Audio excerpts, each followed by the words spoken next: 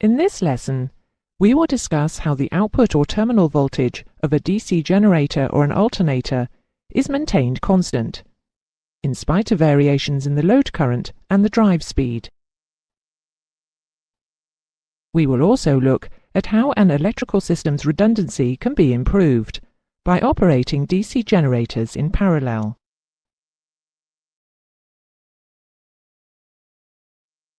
Most light aircraft DC electrical systems operate at 14 volts, and so all the equipment is designed to operate correctly when supplied with 14 volts. Larger aircraft DC systems operate at 28 volts. It is necessary for the output of the generator or alternator to be controlled or regulated, to ensure that at all times the output voltage is constant. The output voltage of a generator or alternator is dependent upon the number, size and shape of the armature windings, the speed of rotation of the armature or field, the size of the load being applied, and the strength of the magnetic field. Of these factors, the number, size and shape of the turns are design factors, and therefore the operator cannot alter them. The generator or alternator is driven by the engine using a drive belt or directly from the engine accessory gearbox, and therefore the speed of rotation of the armature or field is linked to the speed of rotation of the engine. Controlling the output voltage by controlling the speed of the engine is not normally a practical solution. In fact, it is necessary to maintain a constant voltage in spite of changes in engine speed. The only practical method of controlling the output voltage of a DC generator or an alternator is to control the strength of its magnetic field by controlling the current flow in the shunt field coil wound around the magnetic pole pieces of the field magnet. Control of this current flow is achieved by use of a voltage regulator, which places a variable resistor in series with the shunt field coils. In modern voltage regulators, the resistor is controlled by an electronic solid-state system. In older voltage regulators, the resistance in the field circuit is controlled electromechanically. The most common electromechanical system is the carbon pile voltage regulator.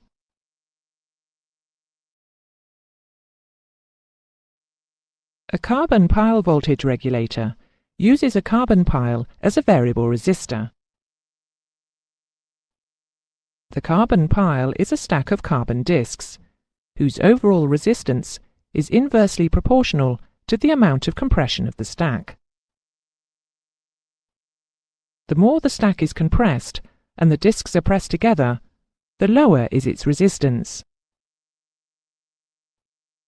And the less it is compressed, the higher is its resistance.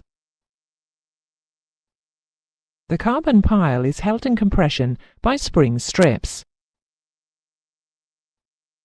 Pushing on the soft iron base plate at the bottom of the pile. The carbon pile is connected in series with the generator shunt field coil. Mounted below the carbon pile, there is an electromagnet, the coil of which is known as the control coil.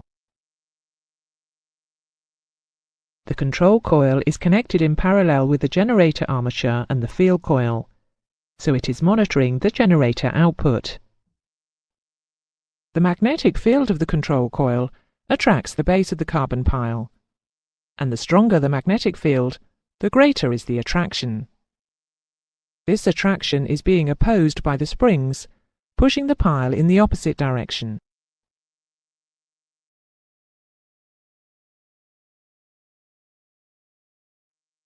Because the control coil has a fixed resistance, and Ohm's law states that voltage equals current multiplied by resistance, The current through the control coil will vary in direct proportion to the generator output voltage. As the current varies, so will the strength of the magnetic field produced by the control coil. The regulator is set up so that at the correct generator output voltage, the spring and the magnetic field of the control coil are balanced. If the generator output voltage increases above its regulated value, possibly because the engine is accelerated, then the control coil current will increase, increasing the strength of its magnetic field. The carbon pile will become less compressed, and its resistance will increase. This will reduce the current flowing in the field, and the output voltage will fall back to its normal value. Similarly, if the generator output voltage decreases, the carbon pile will become more compressed, and its resistance will decrease. This will allow an increase in field current, bringing the output voltage back to normal.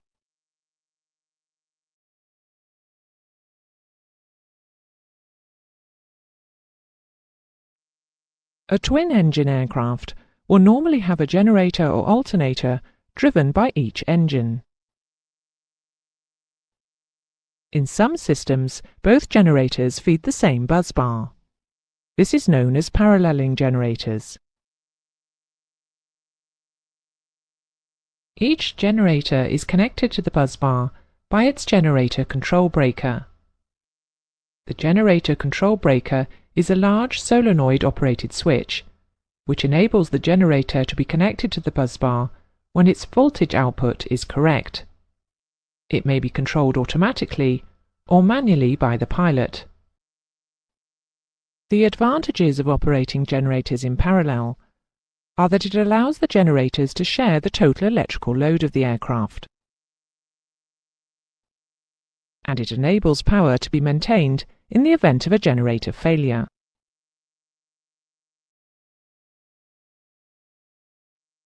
When operating generators in parallel, it is necessary for each generator to supply half of the total current demanded by the loads on the busbar. This is known as load sharing. To achieve load sharing, the output voltage of each generator must be exactly the same. If there is any difference in the voltage between the generator outputs, then the generator with the higher voltage will supply all of the loads. And in systems using DC generators, current will flow from the generator with the higher voltage into that with the lower. This is known as a recirculating current. The current flowing to the low voltage generator can be very high, and it will be attempting to turn the generator into a motor. The attempted direction of rotation of the motor will be in opposition to the direction of rotation of the engine. This flow of current is undesirable, and parallel systems using DC generators have reverse current relays fitted to protect the system in the event of a failure of the load sharing circuit. The load sharing or equalizing circuit monitors the output voltage of each generator. If there is a difference between the generator output voltages, the load sharing circuit will send a signal to the voltage regulator of the high voltage generator to reduce its field current and thus its output voltage, and a signal to the voltage regulator of the low voltage generator to increase its field current and output voltage. The two voltages will come together, and the load sharing circuit will then keep them equal.